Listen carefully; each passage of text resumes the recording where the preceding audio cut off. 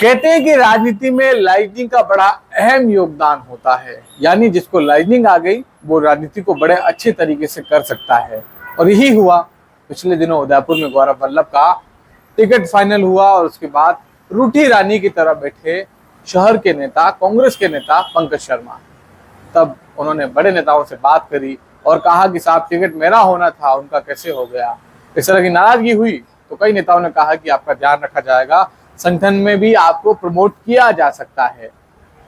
तो पंकज शर्मा ने जमकर मौके का फायदा उठाया और कहा ठीक है साहब। इसके बाद हालांकि 2-4 दिन वो घर बैठे रहे और जैसे तैसे गौरव वल्लभ के साथ दिखाने को ही सही मगर आ गए। और जैसे ही कल उनके नाम का ऐलान हुआ कि उन्हें प्रदेश कांग्रेस कमेटी में प्रवक्ता से प्रमोट करके प्रदेश महासचिव बनाया जा रहा है, उनके नाम की घोषणा हुई, उसके साथ ही उदयपुर में असंतोष बढ़ गया है। सुनने में आया है कि आज जिले के मुख्य नेताजी, अहम नेताजी और सबसे बड़े नेताजी के यहाँ पर एक बैठक हुई। संगठन के बड़े नेता हैं, वहां उनके घर एक बैठक हुई और पंकज शर्मा की घोषणा को लेकर सर्वाधिक नाराजगी हुई। कई नेताओं ने कहा कि साहब ये क्या हो रहा है संगठन में, जो आदमी पहले से 4-4, 5-5 पदों पर है, पहले से वो पीसीसी प्रवक्ता है, महात्मा गांधी दर्शन समिति में और वो जिला संयोजक है, मीडिया सेंटर चलाते हैं और भी पदों का जिक्र किया जा रहा था। तो ऐसे में प्रवक्ता से फिर महासचिव बना दिया गया, जबकि दादर कोई और उठा रहा है, मेहनत कोई और कर रहा है। राजीव सुहालका के पक्ष में सर्वाधिक सुरेश श्रीमाली थे, लेकिन जब गौरव वल्लभ के नाम का ऐलान हुआ तो सबसे पहले मानने वालों में भी सुरेश श्रीमाली थे। तो ऐसे में सुरेश श्रीमाली को कैसे भूला जा सकता है। तो इस बात को लेकर कांग्रेसियों में बड़ा असंतोष नजर आ रहा है कि जो तोहफा पंकज शर्मा का दिया गया है वो सुरेश श्रीमाली को दिया जाना चाहिए था। और इसी को लेकर आज बैठक हुई, बैठक में बातचीत हुई और कहा जाता है कि जिले के प्रमुख मुखिया ने यह भी कह दिया कि ऐसा है तो हम सब मिलकर मेरे सामने मैं कह देता हूं, मैं पद से इस्तीफा दे देता हूं। यानी बात इतनी हो गई थी, जब संगठन में चल ही नहीं रही है, बात सुनी नहीं जा रही और ऊपर से डिसीजन लिए जा रहे हैं, तो फिर क्या मतलब है इस पद पर रहने का। इतनी बात भी हो गई।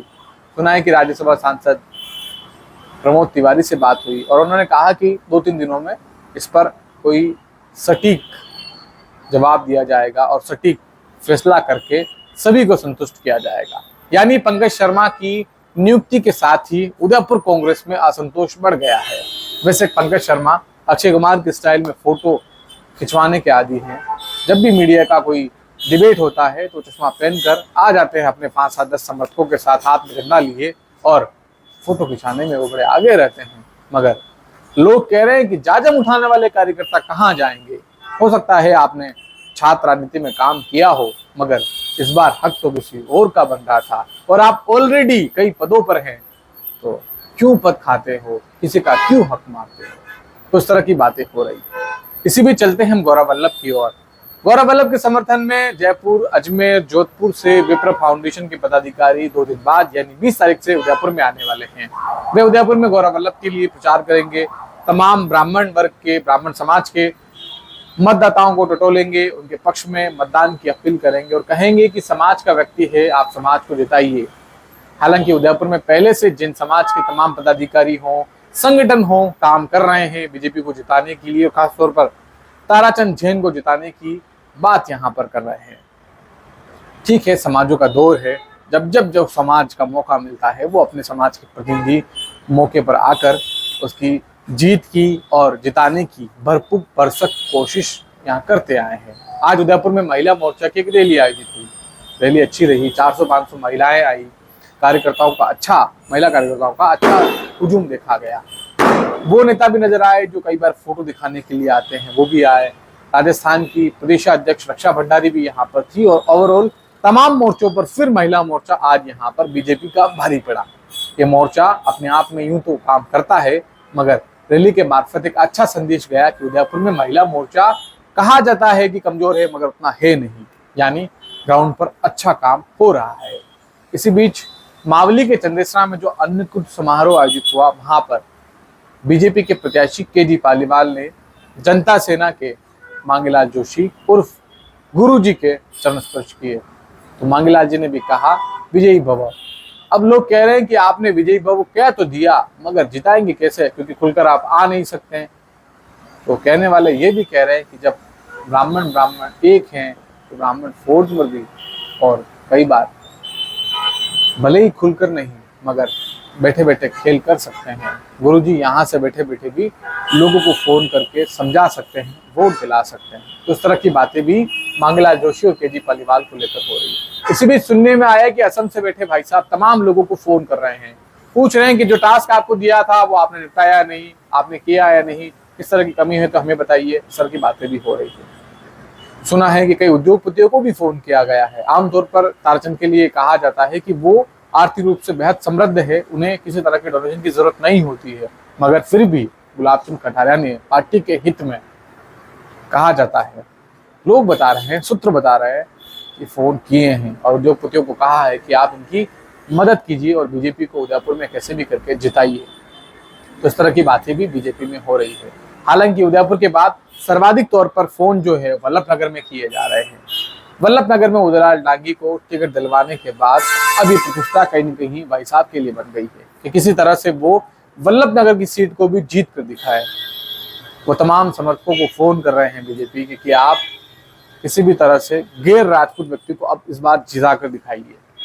हालांकि हिम्मत सिंह जाला और तमाम लोग दिखाने उनके साथ हैं, लेकिन सीपी जोशी की टीम अभी भी खुलकर उनके साथ नहीं है। ऐसे में कटारिया पूरी कोशिश कर रहे हैं कि अपने लोगों को वहां पर भेजकर, जो लोग वहां अपने हैं उनके मार्फत वल्लभनगर में बीजेपी को मजबूत करें। इस तरह की बातें भी हो रही है।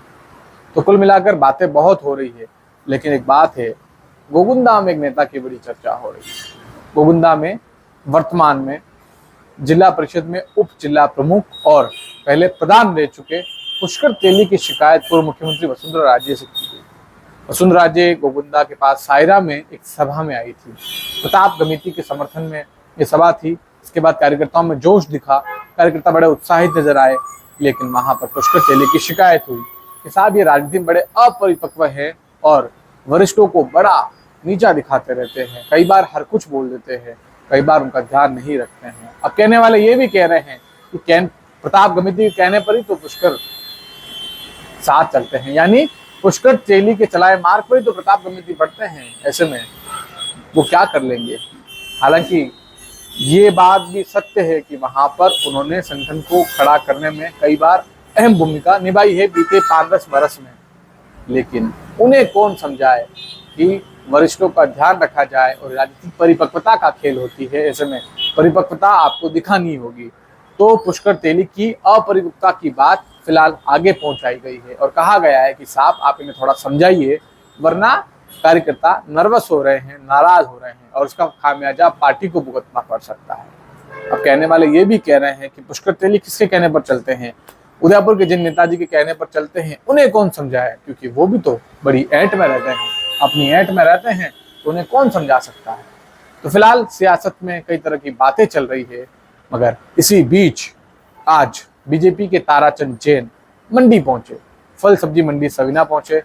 हमने पूछा कि आप ग्रामीण इलाके की मंडी में क्या कर रहे हैं, यहाँ पर कौन होगा आपका वोट।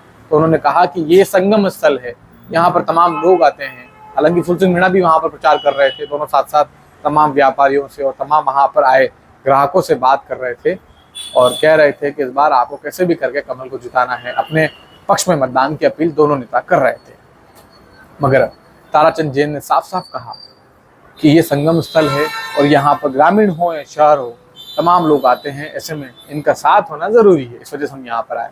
हमने कहा कि गौरव वल्लभ आपको इतनी चुनौतियां दे रहे हैं, इस पर आप क्या कहेंगे, आपका क्या कहना है। तो उन्होंने कहा कि गौरव वल्लभ का काम है चुनौती देना, मैं चुनौती और विजन पर ज्यादा बात नहीं करता, मैं विजन नहीं करता, मैं विकास पर बात करता हूँ। अब पास में खड़े नेता एक चुटकी लिए बोले कि साहब विजन से ही तो विकास होता है, अब आपको कौन समझाए भला। तो इस तरह की बातें भी फिलहाल यहाँ पर हो रही है। बीजेपी में जयेश माली नाम के ग्रुप की, जयेश मालियन ग्रुप की एंट्री हो गई है, जो प्रवीण रातलिया के साथ हुआ करते थे और छोगलाल भोई के सामने पार्षद का चुनाव लड़ चुके हैं। अच्छे खासे वोट तब भी लाए थे और पिछले 2 महीने से लगातार कई नेता, चाहे बीजेपी के हों कांग्रेस के हों, उन्हें संगठन में लाने की पूरी कोशिश कर रहे थे, किस तरह से जयेश मालियन ग्रुप किसी भी तरह से पार्टी के साथ आ जाए। ऐसे में बीजेपी यहाँ पर आगे निकल गई है और उनको लाने में अहम भूमिका रही है अश्विनी बाजार के व्यापार संघ के अध्यक्ष बीजेपी के नेता जयेश चंपावत की। कहा जाता है एक बड़े नेता ने, जो उदयपुर में इन दिनों प्रवास पर हैं और उदयपुर शहर पर एक बड़ा जिम्मा देख रहे हैं, उन्होंने जयेश चंपावत को कहा था कि कैसे भी करके जयेश माली की टीम को आप लेकर आइए और बीजेपी ज्वाइन कराइए।